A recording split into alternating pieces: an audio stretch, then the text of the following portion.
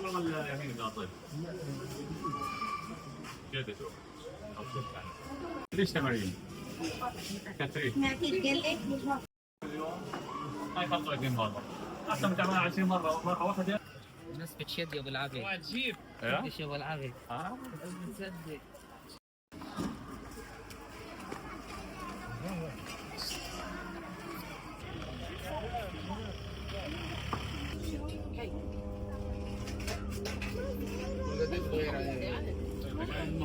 شيء هات لي رغيف المقص وكل المقص وجهز السرعة وبيعصر وبس. يلا اعطيه اعطيه. ايوه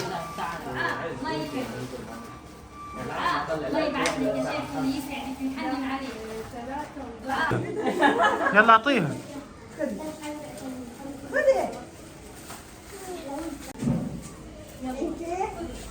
تعالي خذ النظافة يلا. شو؟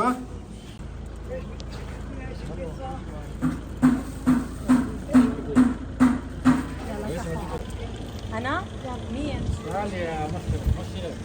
اي هذا ابنهم للناس.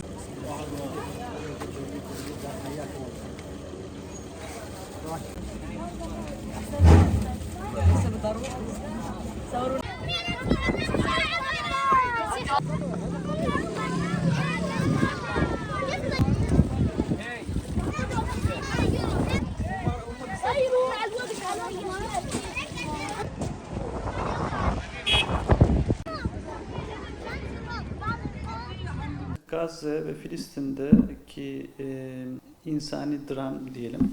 Aslında çok geçmişe dayanan uzun hikaye ama 7 Ekim olaylarından sonra bu insani kriz aslında daha çok belirgin olmaya başladı. Had safhalara ulaştı diyebiliriz.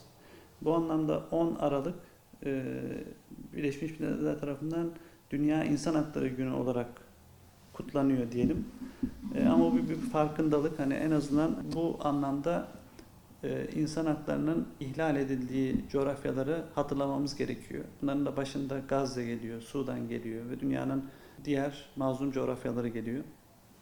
Biz Gazze'de hani 2000 yılından beri aslında faaliyetler devam ediyor ama 2015 yılından itibaren çok daha aktif bir şekilde çalışıyoruz. Orada bir ofisimiz var, çalışan insanlarımız var. Fizik tedavi merkezlerimiz vardı. Fakat bu son olaylardan sonra onlar da yıkıldı.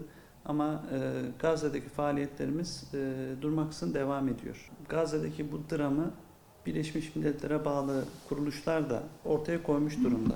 Mesela Birleşmiş Milletler'e bağlı IPC kuruluşu Gazze'deki kıtlığı 5. derece olarak ilan etti. Yani bu aslında gıdaya erişiminin oldukça az olduğunu bize gösteriyor.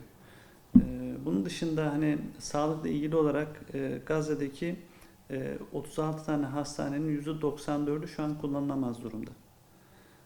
Birçok tesis yıkık vaziyette şu anda sağlık tesisi hizmet vermeye çalışıyor.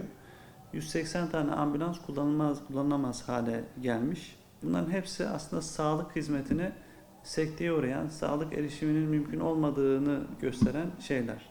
Son veriler aşağı yukarı 16 bin şu anda acil müdahaleye ihtiyaç duyan hastanın Gazze şeridinde var olduğunu gösteriyor.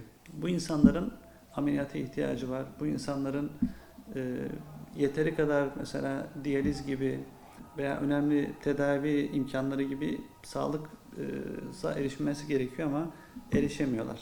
Bununla birlikte mesela ateşkes sonrasında bile aslında her gün girmesi gereken 600 kadar insani yardımın içeri girmediğini de görüyoruz.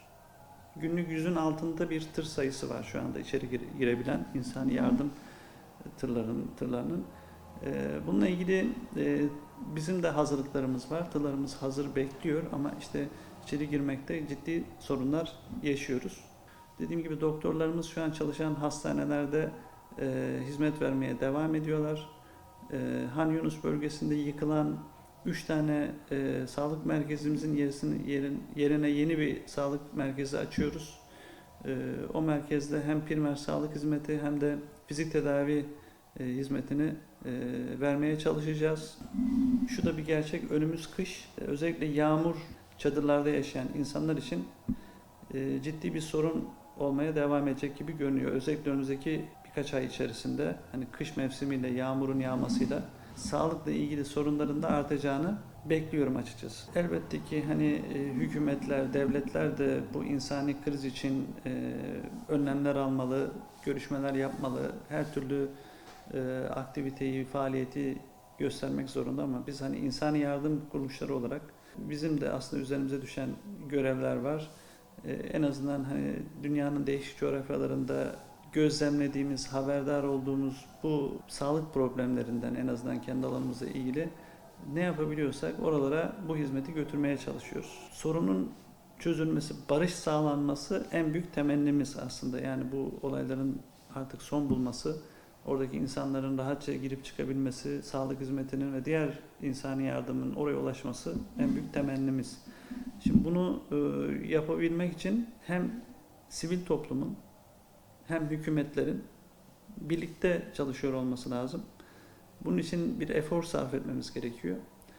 Türkiye'nin buradaki fonksiyonu oldukça aslında fazla ve bence fazlasını yapıyor. Yani ondan ben eminim. Türkiye hem Sumut Filosu desteğiyle hem buradan gönderdiği hani yardımlarla insani yardım olarak en fazla belki yardım yapan ülke konumunda diyebilirim. Ama sonu gelmiyor biliyorsunuz, görüyorsunuz. Duamız inşallah bir an önce Gazze'ye barış gelir. Bu dram biter.